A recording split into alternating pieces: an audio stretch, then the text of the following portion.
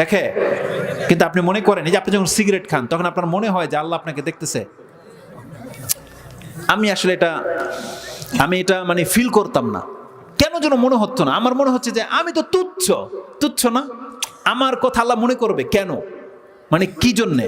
আপনি দেখেন না বড় বড় এমপি মন্ত্রীরা বা প্রধানমন্ত্রী আপনার কথা মনে করে যে আপনি নৌকার ছিদ্র করতেছেন, সে কি আপনার খোঁজ নেয় না। সে কাদেরকে খোঁজে? এই বড় বড় নেতারা কি ছিদ্র করতেছে নাকি জোড়া লাগাইতেছে তাদেরকে নিয়ে ভাবে, আপনাকে আমাকে নিয়ে ভাবে না। ব্যাপারটা এমন নয়।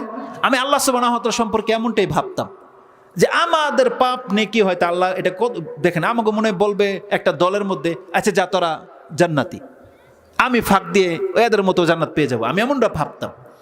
মানে ঠুমকা আর কি, আল্লাহ এগুলো সরা, এগুলো এরকম ভাবতাম আমি, যে হয়তো আমাদের সাথে এমন আচরণ করবে। সুবহানাল্লাহ। কিন্তু কোরআনের একটা আয়াত আপনাকে চিন্তাশীল বানিয়ে দেবে। কোরআনের একটা আয়াত আল্লাহ সুবহানাহু ওয়া তাআলা আমাদেরকে জানিয়েছেন যে মানুষ আল্লাহর কাছে কত মর্যাদাবান, আল্লাহ কোরআন সেটা উল্লেখ করে দিয়েছে। আপনি বলেন তো দেখি আল্লাহ সুবহানাহু ওয়া তাআলা উদাহরণটা কিভাবে দিয়েছে, আমি কেমনে বুঝাই। আপনাদের বাড়িতে যেই ফল গাছগুলো আছে, দামি ফল গাছ, ধরেন পেয়ারা, ভালো পেয়ারা হয়, ভালো আম হয়, আপনি এরকম আপনার লাইফে করেছিলেন কিনা? প্রথম বছরে 4-5টা আম হয়েছে, আপনি দাদা, আপনি বাবা, আপনি গনে রেখেছিলেন এই আমগুলো যেন কেউ না ধরে। করেছেন এরকম কেউ ফল গাছের সাথে? কেউ করেন না এরকম যে দামি ফল হইলে, ভালো ফল হইলে এই তোর দাদা কিন্তু গইনে রাখছে, এগুলো খাবি না, বলেন এরকম? কেন বলে এটা? যাতে করে বাচ্চারা না ছিঁড়ে, ভয় পায়, কারণ এগুলো গনা জিনিস, তাই না? কিন্তু এমনটা কেউ করেছেন আপনার বাড়ির যে গাছের পাতাগুলো আছে সেটাকে গনে রেখেছেন কোনোদিন? সেটা করেন নাই, কারণ ওটা আপনার কাছে মূল্য নাই। মূল্য হচ্ছে ফল। আচ্ছা যদি বলেন তো দেখি, কোন মালিক যদি এমন হয় যে গাছের পাতা কয়টা আছে সেটা পর্যন্ত গুনে রাখে, তাহলে ফলের ব্যাপারে আপনার চিন্তাধারা কি থাকবে? যেই মালিক গাছের পাতা গুনে রাখে তার ফল সম্পর্কে আপনার কি চিন্তা থাকবে? তার মানে অবশ্যই সে ডাবল করে গুনে রাখছে, তাই না? সুবহানাল্লাহ। আল্লাহ সুবহানাহু ওয়া তাআলা কোরআনের মধ্যে একটা আয়াত রেখেছে, যে আয়াতটি আপনি সূরা আনআম 6 নম্বর সূরার 59 নম্বর আয়াতে পেয়ে যাবেন। তাতে আল্লাহ সুবহানাহু ওয়া তাআলা যে কথাটা বলেছে আমি আপনাকে দেখাই। দেখেন আল্লাহ কি বলেছে, ভাষাটা কি। ওয়া ইনদাহু মাফাতিহুল গায়ব লা ইয়ালামুহা ইল্লা হু। নিশ্চয়ই গায়েবের চাবিকাঠি, যে চাবিগুলো আছে এটা একমাত্র আল্লাহর কাছে আছে, তিনি ছাড়া আর গায়েবের কথা কেউ জানে না। লা ইয়ালামুহা ইল্লা হু ওয়া ইয়ালামু মা ফিল বাররি ওয়াল বাহর। এবং সেই আল্লাহ জানে সমুদ্রে পানির নিচে কি আছে এবং জলাশয়ের মধ্যে এবং উপরে কি আছে, জমিনে কি আছে, সেটা কে জানে? আল্লাহ জানে। আচ্ছা, আল্লাহ জানে সমুদ্রের নিচে কি আছে এবং জমিনে কি আছে, এটা আল্লাহ জানে। এটা যদি আমি আর আপনিও যদি জানি, তাহলে আল্লাহর এই জানাটার কোনো মূল্য আছে? আল্লাহ তো ওই কথাই বলেছেন যেটা আল্লাহ ছাড়া আর কারো কোনো ক্ষমতা নাই, তাই না? একজন বড় ব্যক্তি যখন কোনো গুণ প্রকাশ করে, ওই গুণটা প্রকাশ করতে হবে যেই গুণটা আর কারো মাঝে পাওয়া যায় না, এটা না গুণ হবে। আপনি যদি বলেন যে আপনার কাছে একটা রোজ রাইস গাড়ি আছে বা আপনার বাড়িটা 10 তলা, আপনি যদি এদের সামনে এসে বলেন বলে যে এই যে এর 10 তলা বাড়ি আছে, আপনি হাসবেন, কেবেন আমার চাচার 14 তলা বাড়ি আছে। বুঝেন না ব্যাপারটা? গুণ হয় সেটা যেটা আর কারো মাঝে পাওয়া যাবে না। তো যখন আল্লাহ সুবহানাহু ওয়া তাআলা বলেছেন যে তিনি জানে জমিনে কি আছে আর পানিতে কি আছে, এটা কে জানে? একমাত্র আল্লাহ জানে। পৃথিবীর আর কোনো ব্যক্তি জানে? পীরেরা জানে? আপনার মুরিদরা তো বলে যে পীরে নাকি জানে। যে যার মুরিদ হয় তার পীরে নাকি সব জানে। পানের যে ডাব্বা আছে না, পানের ডাব্বা, বলতেছে এটার ভিতরে তাকাইলে নাকি পুরো পৃথিবী সে দেখতে পায়। অথচ কোরআনের আয়াতের খেলাফ নয় কথাগুলো। আল্লাহ কি বলেছেন? আলিমুল গায়ব একমাত্র আল্লাহ, লা ইয়ালামুহা ইল্লা হু। তিনি ছাড়া গায়েবের কথা আর কেউ জানে না। তিনি জানে জমিনে কি আছে আর পানিতে কি আছে। যদি এটা আমার আলোচনার টপিকসের মধ্যে নয়, তার পরের অংশটা আমার টপিকসের মধ্যে, কিন্তু যেহেতু গায়েবের কথার ব্যাপার আসছে, আপনার ঈমানকে সাফ করে নেন। আলিমুল গায়ব একমাত্র আল্লাহ, নবীও গায়েবের খবর জানে না। এটা মানেন কি মানেন না? যারা মানেন তারা হচ্ছেন মুওয়াহিদ, তৌহিদবাদী। আর অনেকে মনে মানে না, কারণ সবার অ্যান্সারটা তা আসে নাই। মুহাম্মদুর রাসূলুল্লাহ সাল্লাল্লাহু আলাইহি ওয়াসাল্লাম কি গায়েবের কথা জানে? তত ততটা জানে যতটা আল্লাহ তাকে জানান। এটা হচ্ছে ক্লিয়ার কথা। ততটা জানেন যতটা আল্লাহ তাকে জানিয়েছেন, অতটাই জানে, এর বেশি নয়। এই পর্দার বাইরে কি হচ্ছে আল্লাহ যদি তাকে না জানান, মুহাম্মদ সাল্লাল্লাহু আলাইহি ওয়াসাল্লামের ক্ষমতা হয়নি যে পর্দা ভেদ করে সে দেখে নেবে তার বাইরে কি আছে। এটার ক্ষমতা তাকে দেওয়া হয়নি। এই ক্ষমতা একমাত্র আল্লাহর কাছে আছে, আর কাউকে আল্লাহ দেয়নি। এটা হচ্ছে ঈমান, এটা হচ্ছে তাওহীদ। এর খেলাফ যারা যাবে তারা হচ্ছে মুশরিক, আকীদাতে শিরক হয়ে যাবে। বাঁচতে হবে আমাদেরকে, কারণ কোরআন আমাদেরকে শিক্ষা দেয় আল্লাহ ছাড়া কেউ গায়েব জানে না। যেখানে মুহাম্মদ সাল্লাল্লাহু আলাইহি ওয়াসাল্লাম যদি না জানে, কোথায় আপনার বাবার পীর থাকবে পরে? আকীদাকে সাফ করে নেন।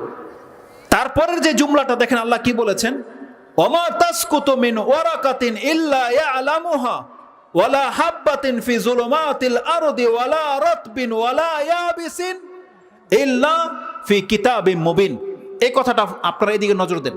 দেখেন আল্লাহ কি বলেছেন। আল্লাহ বলেছেন, আমি যে ফিলটা নিয়ে আপনাকে এই আয়াতটা পেশ করেছিলাম, আল্লাহ কি বলেছেন যে রাতের আধারে যদি একটা পাতা ঝরে পড়ে, আল্লাহ বলছেন বান্দা সেটা আমার অগোচরে হয় না, ওই পাতাটা কখন পড়বে, কোথায় পড়বে, ওটা পড়ার আগে আল্লাহ বলছেন সেই জ্ঞান আমার কাছে রয়েছে। আরে আপনাদের সরকার যদি কত বন, আপনি নিজে কত গাছ কেটে ফেলে দিলেন, কোনো পরবা করেন না। আল্লাহ বলছেন মরুভূমির মধ্যে একটা গাছের পাতা রাতের অন্ধকারেও যদি পড়ে, আমার কাছে সেই পাতার খবর আছে বান্দা। আপনি বলেন তো দেখি, সেই পাতার মূল্য বেশি না আপনার মূল্য বেশি? আল্লাহর কাছে কার মূল্য বেশি? আপনার মূল্য বেশি। আল্লাহ যদি পাতা ঝরে যায়, ওটার খবর যদি আল্লাহর কাছে চলে যায়, আর আপনির দিন রাত কত কি করতেছি, আল্লাহ আপনাকে বিনা দেখায় ছেড়ে দেবে? বিনা দেখায় আল্লাহ এইভাবে আপনাকে ছেড়ে দিয়েছে। সুবহানাল্লাহ। তার মানে আপনি জেনে নেন, আল্লাহ শুধু বড়দেরকে দেখে না, আল্লাহ প্রত্যেকটা নফস, প্রত্যেকটা পার্সনকে দেখে, প্রত্যেকটা ব্যক্তির খবর নেবে কাল কিয়ামতের মাঠে। প্রত্যেকটা ব্যক্তি আল্লাহর কাছে মূল্যায়ন, মর্যাদামান। প্রত্যেকটা ব্যক্তিকে আল্লাহ সিঙ্গেল ডাকবে, পার্সোনাল ডাকবে। বিচারের দিনটা এত লম্বা সময় এই জন্য লাগবে না, বরং এই জন্য লাগবে যে আল্লাহ প্রত্যেককে কাল কিয়ামতের মাঠে তার সামনে দাঁড় করিয়ে দিবে। সামনে বল বান্দা তোর রেজাল্ট কি, প্রত্যেককে ধরবে আল্লাহ, কেউ সেদিন বাদ পড়বে না। যেন আল্লাহ সুবহানাহু ওয়া তাআলার কাছে প্রত্যেকটা মানুষের একটা লিস্ট আছে, একটা কোড নাম্বার আছে, বারকোড বলে এটাকে। আপনার আমার নাম্বার ধরেন কোনো না কোনো একটা সংখ্যার মধ্যে আছে। এখন যদি আপনি 1 2 3 4 5 6 7 8 এভাবে যদি লিখতে থাকেন, এখানে 100 আছে, 99 নাই, 99 গায়েব। আপনার চিনতে কষ্ট হবে, কারণ গড় করা তো 1 থেকে 100 পর্যন্ত, মাঝখানে দেখেন একটা ঘর নাই। আপনি বলবেন কি ব্যাপার, এখানকার সংখ্যা কই? আপনাকে আল্লাহ খুঁজে বের করবে। এই যে মাঠের মধ্যে বসছেন না, আল্লাহর সামনে সব সারিবদ্ধভাবে দাঁড়াবে। আপনি ভাববেন না সেখানে আমি আর আপনি গায়েব থাকলে আল্লাহ আমাদেরকে খুঁজবে না, এটা ভাববেন না। বনি ইসরাইলের কোনো এক লোক এটা ভেবেছিল। সে তার সন্তানকে বলেছিল, ইযা আনা মৃত্যু, আমি যখন মরে যাব, আহারিকুনি, আমাকে জ্বালিয়ে দিবে, সুম্মা ইয়াসহাকুনি সুম্মা ইয়াজরুনি ফিল বাররি ওয়াল বাহর। আমি যখন মরে যাব তোমরা আমাকে জ্বালিয়ে দিবে, জ্বালিয়ে দিয়ে পিষে দেবে, পিষে দিয়ে পাউডারগুলোকে পানির মধ্যে এবং ডাঙার মধ্যে নিক্ষেপ করে দিবে। কেন? লাইন কাদারা আলাইয়া রাব্বি, যদি আমার রব আমাকে ধরে নিতে সেই দিন সক্ষম হয়, আমাকে এমন শাস্তি দেবে আর কাউকে এত শাস্তি দেবে না। এতটা ভয় পেয়েছিল। তার মানে সেই ব্যক্তির ধারণা ছিল, আমার মতো এরকম ধারণা, আল্লাহ যদি, মানে আমি যদি মাটি হয়ে মিশে যাই, আল্লাহ সুবহানাহু ওয়া তাআলা আমাকে খুঁজবে না, যে ও কই, এমনটা ভেবেছিল যে আমার হাড়গুলো গুঁড়ো হয়ে যাবে, আল্লাহ হয়তো আমাকে খুঁজবে না। সুবহানাল্লাহ। রাসূল সাল্লাল্লাহু আলাইহি ওয়াসাল্লাম বলছেন, কিয়ামতের মাঠে ওই ব্যক্তিকে বলা, মাটিকে বলা হয় আদ্দিমা আখাস্তি, হে মাটি, তোর পেটের মধ্যে যেখানে যা আছে সব আমার সামনে বের করে দে। রাসূল সাল্লাল্লাহু আলাইহি ওয়াসাল্লাম বলছেন, ফাইজা হুয়া রাজুলুন কাইমুন, সেই জাররাগুলো উড়ে এসে তার সামনে জড়ো হয়ে যাবে। জড়ো হয়ে গিয়ে সেই বনি ইসরাইলের ব্যক্তি দাঁড়িয়ে যাবে। এখন আল্লাহ তাকে জিজ্ঞেস করছে, বান্দা কেন এই কাজটা করেছিলি? আল্লাহ সেই ব্যক্তিকে দাঁড় করিয়ে দিয়ে বলবে, কেন করেছিলি তুই এটা?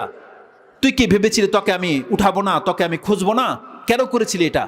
সেই ব্যক্তি বলবে, আল্লাহ মাখাফাতুকা ইয়া রব ওয়া আনতা আলামু, আল্লাহ তুমি ভালো করেই জানো যে আমি এটা তোমার ভয়ে করেছিলাম, যাতে তুমি আজকে আমাকে না ধরো, আমি তোমার ভয়ে করেছিলাম। আর আল্লাহ অবশ্যই জানে যেটাও ভয় করে করেছিল। আল্লাহ এই ভয় করার কারণে আল্লাহ সুবহানাহু ওয়া তাআলা তৎক্ষণাৎ তোকে মাফ করে দিবে, যে তোকে আমি ক্ষমা করে দিলাম।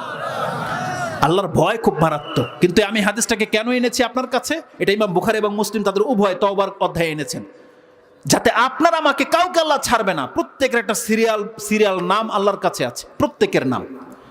আপনি জানেন এটা কত চমৎকার একটা কথা। আল্লাহ সুবহানাহু ওয়া তাআলা সূরা মরিয়মের মধ্যে জাকারিয়া আলাইহিস সালামকে একটা কথা বলেছিলেন। জাকারিয়া যখন বলেছেন যে হে আল্লাহ তুমি আমাকে ওয়ারিস দাও, ওয়ারিসুনি ওয়া ইয়ারিসু মিন আলি ইয়াকুব, আপনি আমাকে আমার এবং ইয়াকুবের একটা ওয়ারিস দেন, আমাকে একটা সন্তান দান করেন। আল্লাহ সুবহানাহু ওয়া তাআলা তাকে বলেছিলেন ইয়া জাকারিয়া ইন্না নুবাশশিরুকা বিগুলামিন ইসমুহু ইয়াহইয়া। এই আয়াত আছে জানেন না? সেটা সূরা মারইয়ামের মধ্যে 9-10 আয়াতের মধ্যে পেয়ে যাবেন, 7-8 9 নাম্বার কি 8 কি 9 নাম্বারে পেয়ে যাবেন। এই আয়াতের মধ্যে এমন একটা পয়েন্ট আমি আপনাকে দেখাতে পারি। আচ্ছা, জাকারিয়া আলাইহিস সালাম বলেছে যে আল্লাহ তুমি আমাকে সন্তান দাও। আল্লাহ শুধু এতটাই বলে দিতে পারতেন ইয়া জাকারিয়া ইন্না নুবাশশিরুকা বিগুলামিন, আমি তোমাকে একটা গোলাম, একটা সন্তানের, একটা ছেলের সুসংবাদ দিলাম। আল্লাহ সুবহানাহু ওয়া তাআলা বলছেন ইসমুহু ইয়াহইয়া, এটাও বললে এতটুকু বললেও চলতো যে আমি ইয়াহইয়া নামের এক সন্তানের সুসংবাদ তোমাকে দিচ্ছি। কিন্তু জানেন আল্লাহ সুবহানাহু ওয়া তাআলা এতটা বলে দিয়ে ক্ষান্ত হয় নাই, বলতেছে ইয়াহইয়া লাম নাজআল লাহু মিন ক্বাবলু সামিয়া। জাকারিয়া তুমি এটাও শুনে রাখো, আজ পর্যন্ত পৃথিবীতে যত মানুষ জন্মেছে কোনো একজনের নামও ইয়াহইয়া ছিল না। বলেন তো কি আমি কি দেখাতে চাচ্ছি এখানে? আল্লাহ সুবহানাহু ওয়া তাআলার কাছে যে প্রত্যেক ব্যক্তির নামের লিস্ট আছে, এই আয়াত দিয়ে সেটা আমি আপনাকে প্রমাণ করে দিতে পারবো। আল্লাহ কি বলেছেন? তোমার পর্যন্ত পৃথিবীতে যত মানুষ জন্মেছে এই পৃথিবীর মধ্যে একজনও ইয়াহিয়া নামের কোন ব্যক্তি পৃথিবীতে আমি সৃষ্টি করিনি, এটাই প্রথম। তার মানে কি জানেন? আল্লাহর কাছে প্রত্যেকটা ব্যক্তির নামের লিস্ট আছে, আপনার আমার নামের লিস্ট আছে। ছাড়বেন আল্লাহ সুবহানাহু ওয়া তাআলা কাউকে? আল্লাহ বলছেন যে যা কিছু করতেছে পৃথিবীতে প্রত্যেকটা আল্লাহ সুবহানাহু ওয়া তাআলার কাছে নোট তৈরি হয়ে যাচ্ছে, নোট হয়ে যাচ্ছে। আমি এতগুলো কথা কেন বলেছি জানেন? শুধু এটা বোঝানোর জন্যে যে আপনি চাইলে এখন ভালো কাজ করতে পারেন, আপনি চাইলে এখন মন্দ কাজ করতে পারেন। রেজাল্ট কিয়ামতের মাঠে হবে, আল্লাহ আপনাকে উন্মুক্ত করে ছেড়ে দিয়েছে। কিন্তু জেনে নেন সবগুলো কথা আল্লাহ সুবহানাহু ওয়া তাআলা কিন্তু নোট করে নিচ্ছেন, সেটা পাপ হোক আর নেকি হোক নোট করে নিচ্ছেন। এবং আল্লাহ সুবহানাহু ওয়া তাআলা আমাদেরকে বলে দিয়েছেন যে বান্দা না, তোমাদেরকে ভালো কাজ করতে হবে, পাপের জীবন থেকে তুমি ফিরে আসো। কোরআনে আল্লাহ সুবহানাহু ওয়া তাআলা জানেন আমাদেরকে এই যে জানিয়েছেন যে এগুলো হারাম, এগুলো হারাম, এগুলো পাপ। একটা টেস্ট হয়ে যাক, আপনাদের মধ্যে এমন কে আছে নেশা করা হারাম এটা এতদিন জানতেন না? একজন ব্যক্তি হাত উঠান। নেশা করা হারাম এটা আপনি জানেন না? সবাই জানেন? আলহামদুলিল্লাহ, সবাই জানেন। নামাজ পড়া ফরজ, এটা আজকে এখন কে জানলেন? নামাজ পড়া আমাদের প্রত্যেকের উপরে ফরজ, এটা সবাই জানেন? আলহামদুলিল্লাহ, সবাই জানেন। পর্দা করা ফরজ, এটা তো জানেন। এটা নতুন তো ওহী নাজিল হইল না এখন। জেনা করা, হত্যা করা, গালি দেওয়া, সুদ খাওয়া, ঘুষ খাওয়া, জুলুম করা, অন্যের সম্পত্তি বাজেয়াপ্ত করে দখল করা, এতিমের মাল খাওয়া, এগুলো সব তো পাপ। নাকি কারো অজানা আছে? সবাই জানি, তাই না? আচ্ছা, এগুলো সব পাপ, হারাম, এগুলো জানলেন কেন? জানাইছে আল্লাহ আপনাকে। লেখা আছে বিষ, তার মানে খাও। মানে কি? এখানে বিষ লিখে দেওয়ার মানেই হলো তুমি এটাকে টাচ করো না, এটা নয় অর্থ। বোতলের ভিতরে দেখবেন ড্রামের মধ্যে, এটার মধ্যে কি আছে দেখে কি মনে হয়? এটা কি আছে? এটাতে পানি। আর ওই যে রাস্তার পাশে যে ড্রাম রেখে যে এরকম বোতলে সাজায় রাখে, ওগুলো কি? ডিজেল তেল, তাই না? ওটা তো বোতলেই ভরা থাকে, কিন্তু দেখে তো চিনতে পারেন, তাই না? ওটা আপনার খাওয়ার জন্যে। আপনি যদি মনে করেন যে বোতলে যখন আছে খাইলেই কি হবে, খান, ওটা খান। কেন খান না? কারণ ওটা আপনার খাদ্য নয়, ওটা হারাম, আপনার খাদ্য, ওটা আপনারই নয়। তাহলে যখন আপনি জানতেছেন যে এগুলো হারাম কাজ, তাহলে আপনারা সবাই, আমরা সবাই কি তা থেকে বেঁচে আছি নাকি বেঁচে নাই? কিন্তু আমরা বেঁচে নাই, আমরা সবাই সে পাপগুলোর মধ্যে জড়িত। অথচ আল্লাহ আমাদেরকে বলেছেন এগুলো পাপ, এগুলো হারাম। মানে কি বান্দা, এগুলো থেকে তুমি নিজেকে বাঁচিয়ে রাখো, তুমি এগুলোর সাথে জড়ায়ও না, তুমি এগুলো থেকে যতটুকু পারো নিজেকে বাঁচিয়ে রাখো, দূরে রাখো। এই জন্য আল্লাহ সুবহানাহু ওয়া তাআলা এগুলো হারাম করেছেন। এই জন্য করেননি? কোরআনের কত আয়াত লাগবে আপনার? আসুন কোরআন থেকে দেখায় আপনাকে আল্লাহ যে আপনাকে বেঁচে থাকতে বলেছে, যে বান্দা তুমি জেনার নিকটে পর্যন্ত যেও না, তুমি নেশা করো না, তুমি হত্যা করো না। এই পাপ থেকে তুমি নিজেকে বাঁচিয়ে রাখো। আল্লাহ সুবহানাহু ওয়া তাআলা বেঁচে থাকতে বলেছেন। কোরআনে কত আয়াত দেখাবো আপনাকে। একটা আয়াত নিয়ে নেন, সূরা হজ 22 নম্বর সূরা 30 নম্বর আয়াতটি। আল্লাহ সুবহানাহু ওয়া তাআলা বলছেন, ফাজতানিবু রিজসা মিনাল আওসানি ওয়াজতানিবু কাওলাজ জুর। আল্লাহ বলছেন বেঁচে থাকো এবং মিথ্যা সাক্ষী দেওয়া থেকে তুমি বেঁচে থাকো। মিথ্যা কথা বলা, মিথ্যা সাক্ষী দেওয়া, মিথ্যা কাজে অংশ নেওয়া থেকে তুমি নিজেকে বাঁচিয়ে রাখো। ফাজতানিবু, এই জিতিনাবা শব্দটা রয়েছে, মানে বাঁচো, নিজেকে বাঁচাও। আল্লাহ শুধু বলে নাই যে মিথ্যা বলা হারাম, বলছে আল্লাহ তুমি মিথ্যা বলা থেকে নিজেকে বাঁচিয়ে রাখো। ফাজতানিবু, বাঁচাও তোমাকে রিজস, নাপাকি থেকে। কিসের নাপাকি? রিজস মিন, ফাজতানিবু রিজস মিনাল আওসান, বলছে পুতুল পূজার নাপাকি। আমরা তো জানি প্রস্রাব পায়খানা নাপাক হয়, আল্লাহ এই আয়াতে বলেছে পুতুল পূজা হচ্ছে নাপাক জিনিস। এই নাপাকি থেকে নিজেকে বাঁচাও, আর মিথ্যা সাক্ষী থেকে নিজেকে বাঁচাও। এখানে বাঁচানোর অর্থে আছে।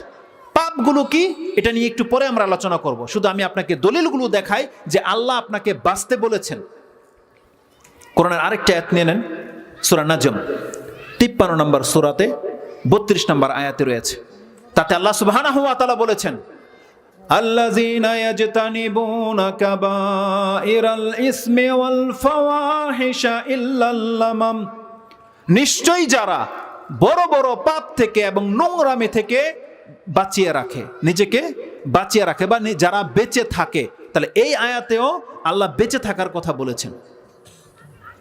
আল্লাহ সুবহানাহু ওয়া তাআলা সূরা মাইদা 5 নম্বর সূরাতে 90 নম্বর আয়াতে যেখানে ওই মদ, জুয়া এইসব কথা বলেছেন, সেখানে আল্লাহ বলেছেন ফাজতানিবুহু লাআল্লাকুম তুফলিহুন, তোমরা এগুলো থেকে বেঁচে থাকো তাহলে মুক্তি পাবে। ওখানেও বেঁচে থাকার কথাই আছে। তেমনি আল্লাহ সুবহানাহু ওয়া তাআলা সূরা নিসা 4 নম্বর সূরার 31 নম্বর আয়াতে আল্লাহ সুবহানাহু ওয়া তাআলা বলেছেন, ইন তাজতানিবু কাবাইরা মা তুনহাউনা আন নুকাফির আনকুম সাইয়্যাতিকুম ওয়া নুদখিলকুম মুদখালান কারীমা। আল্লাহ বলছেন তোমরা যদি ওই সমস্ত পাপ থেকে নিজেকে বাঁচিয়ে রাখতে পারো যেগুলো আমি আল্লাহ তোমাদেরকে নিষেধ করেছি, তাহলে তোমাদের ছোটখাটো পাপগুলোকে আল্লাহ বলতেছেন আমি এমনিতে মাফ করে দেব, আর তোমাদেরকে একটা উত্তম জীবন দান করব। রেজাল্ট আমরা একটু পরে বলবো। এই যে আয়াতগুলো আপনাকে দেখালাম, প্রত্যেকটা আয়াতে আল্লাহ বলেছেন বান্দা তুমি নিজেকে পাপ থেকে বাঁচাও, তুমি পাপ থেকে বেঁচে থাকো। প্রত্যেকটা পাপের ক্ষেত্রে আল্লাহ বেঁচে থাকতে বলেছেন। দু একটা হাদিস বলি, তারপর আমরা রেজাল্ট খুঁজবো যে আমরা কি এই আয়াত এবং হাদিসের কদর করি কিনা।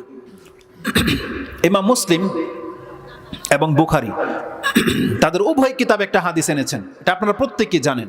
ইমাম বুখারী 2 জায়গায় এনেছেন, 2766 2766 পেয়ে যাবেন, এবং 5000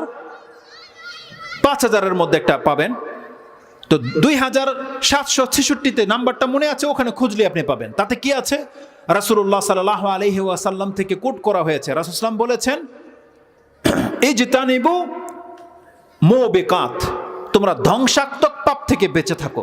আরেকটা জুমলা হচ্ছে ইজতানিবু সাবআল মুবিকাত, তোমরা 7টা মারাত্মক ধ্বংসাত্মক পাপ থেকে বেঁচে থাকো। সে পাপগুলো কি সেটা আমরা একটু পরে বলবো, কিন্তু আমি আপনাকে দেখাতে চাচ্ছি রাসূলুল্লাহ সাল্লাল্লাহু আলাইহি ওয়াসাল্লামও তিনি আমাদেরকে পাপ থেকে বেঁচে থাকতে বলেছেন। আরেকটা আয়াত বলি, হাদিস বলি, তারপরে আমি আমার মূল মেসেজে চলে যাব।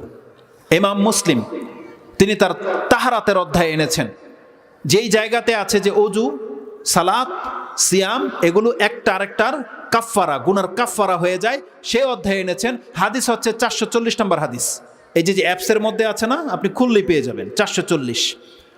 তাতে রাসূলুল্লাহ সাল্লাল্লাহু আলাইহি ওয়াসাল্লাম বলছেন as-সালাওয়াতুল খামসা ওয়াল জুমআতু ইলাল জুমআ ওয়া রামাদানু ইলা রামাদানা মুকাফফিরাতুম মা বাইনাহুন্না ইযা ইজতানাবাল কাবায়ের। 5 ওয়াক্ত সালাত যারা আদায় করে, ফজরের সালাত যারা আদায় করেছিল, জোহরের সালাত যদি আদায় করে, তাহলে এই ফজর এবং জোহরের মাঝে তার দ্বারা যদি ছোট কোনো পাপ হয়ে গিয়ে থাকে, জোহরের আজান হয়ে গেলেই তাকে আল্লাহ মাফ করে দেয়। যেমনি সে জোহর আদায় করবে, আসরের ওয়াক্ত হয়ে গেলেই তার পাপ মাফ হয়ে যায়। আসর থেকে মাগরিব, মাগরিব থেকে এশা, এশা থেকে ফজর, এই 5 ওয়াক্ত ঘুরতে থাকে। আর সালাওয়াতুল খামসা বলা হয়েছে মুকাফফিরাতুন, তার মানে আপনার পাপকে মিটিয়ে দেয়। এই 5 ওয়াক্ত সালাত মিটিয়ে দেয়। ওয়াল জুমাতু ইলাল জুমা, এক জুমা থেকে আরেক জুমার মাঝে যদি কোনো পাপ থাকে মিটে যাবে জুমার দিন উপস্থিত হয়ে গেলে। ও রমাদান ইলা রমাদানা, এক রমজান যদি হক আদায় করে থাকেন, আগামী রমজানের চাঁদ উঠে গেলেই, সিয়াম তো রাখবেন আপনি দিনে, কিন্তু রমজানের চাঁদ উঠে গেলেই 1 বছরের পাপকে আল্লাহ নিজের পক্ষ থেকে মাফ করে দেয়। শর্ত কি? ইজাজতানাবাল কাবায়ের, যদি তুমি বান্দা এই সময়গুলোর মধ্যে বড় পাপ থেকে নিজেকে বাঁচিয়ে রাখতে পারো, বড় পাপগুলো থেকে নিজেকে বাঁচিয়ে রাখতে পারো। তার মানে আজকে যারা ফজর পড়েছেন, জোহরের ওয়াক্তে আপনাকে আল্লাহ মাফ করে দিয়েছে সমস্ত পাপ। যারা আসর পড়েছেন, মাগরিবের সময় সব পাপ মাফ হয়ে গেছে। কেননা এই সময়ের মধ্যে এমন কেউ নাই, একজনও নাই যে আজকে জর্দা খেয়েছে, এমন একজনও নাই যারা আজকে সিগারেট খেয়েছেন বা গুল খেয়েছেন, একজনও নাই আমাদের সমাজে।